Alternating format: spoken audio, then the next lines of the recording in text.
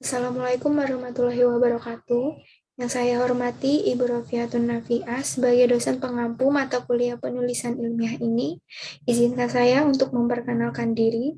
Saya Anissa Anindita, NIM 19021170 dari Prodi TPPKE, ingin mempresentasikan proposal karya ilmiah yang berjudul Mengatasi bonding pada proses assembling sepatu PDL di PT Fenamon Bandung.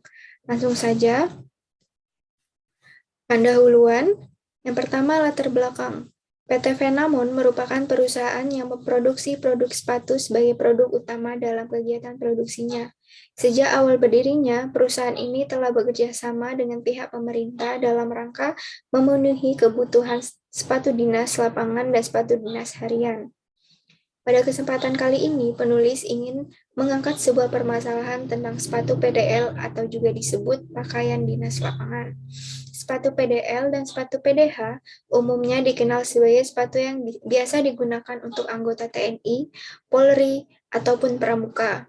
Sepatu cementing atau cemented seiring perkembangan tren fashion dan minat konsumen kepada brand-brand lokal yang ada di Indonesia saat ini.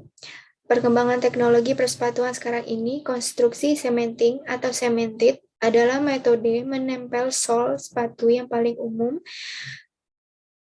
karena terjangkau dan waktu produksinya cepat. Konstruksi sepatu ini tidak terlalu mewah, namun cukup kuat untuk pemakaian sehari-hari. Dengan menggunakan sistem cementing atau cemented, ini pada proses assembling sering terjadi cacat bonding, yaitu karena kurang maksimalnya lem di sepatu cementing dan akan mengakibatkan cacat pada sepatu. Yang kedua, permasalahan. Permasalahan yang saya ambil dari proposal karya ilmiah ini adalah yang pertama, sering terjadi cacat pada proses assembling, yaitu cacat bonding karena kurang maksimalnya lem di sepatu cementing, yaitu sepatu PDL yang ada pokok masalah yang dibahas pada proposal ini. Yang ketiga, tujuan karya ilmiah. Tujuan penulisan karya ilmiah ini adalah sebagai berikut. Yang pertama, ingin mengetahui permasalahan dalam proses assembling.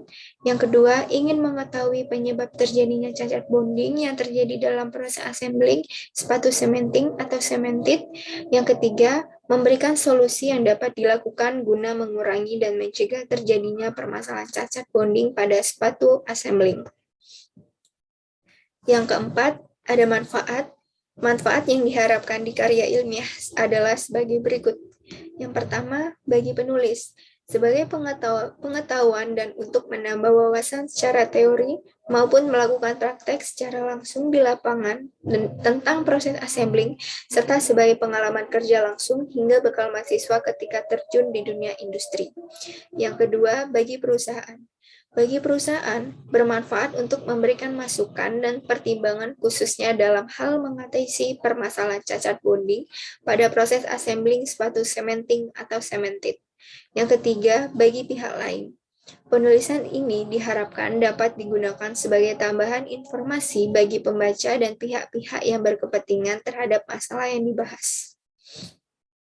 Tinjauan pustaka. Yang pertama, sepatu. Pengertian sepatu menurut Basuki tahun 2010, sepatu adalah suatu jenis alas kaki footwear yang biasa terdiri dari bagian-bagian sol, hak, kap, tali, dan lidah. Biasanya juga terdiri dari kanvas atau kulit yang menutupi semua bagian mulai dari jari jemari, punggung kaki, hingga bagian tumit. Yang kedua, sepatu PDL. Pengertian sepatu PDL atau pakaian dinas lapangan dan PDH atau pakaian dinas harian umumnya dikenal sebagai sepatu yang biasa digunakan untuk anggota TNI, Polri, ataupun pramuka. Ada beberapa yang membedakan sepatu PDL dan PDH, seperti terletak pada tinggi sepatu, sebab sepatu PDL lebih tinggi dibandingkan dengan sepatu PDH. Yang ketiga, desain sepatu. Pengertian desain sepatu menurut Widioningrat tahun 2007, desain sepatu adalah rancangan bangun keseluruhan dari bentuk sepatu, tidak hanya bentuk atasan upper saja, tetapi faktor bentuk bawahan sepatu atau bottom yang mempengaruhi keserasian bentuk sepatu. Yang keempat, bagian atas sepatu atau shoe upper. Secara garis besar, sepatu terdiri dari dua bagian, Menurut Basuki tahun 2007, yaitu atasan sepatu atau upper shoes dan bawahan sepatu atau bottom shoes.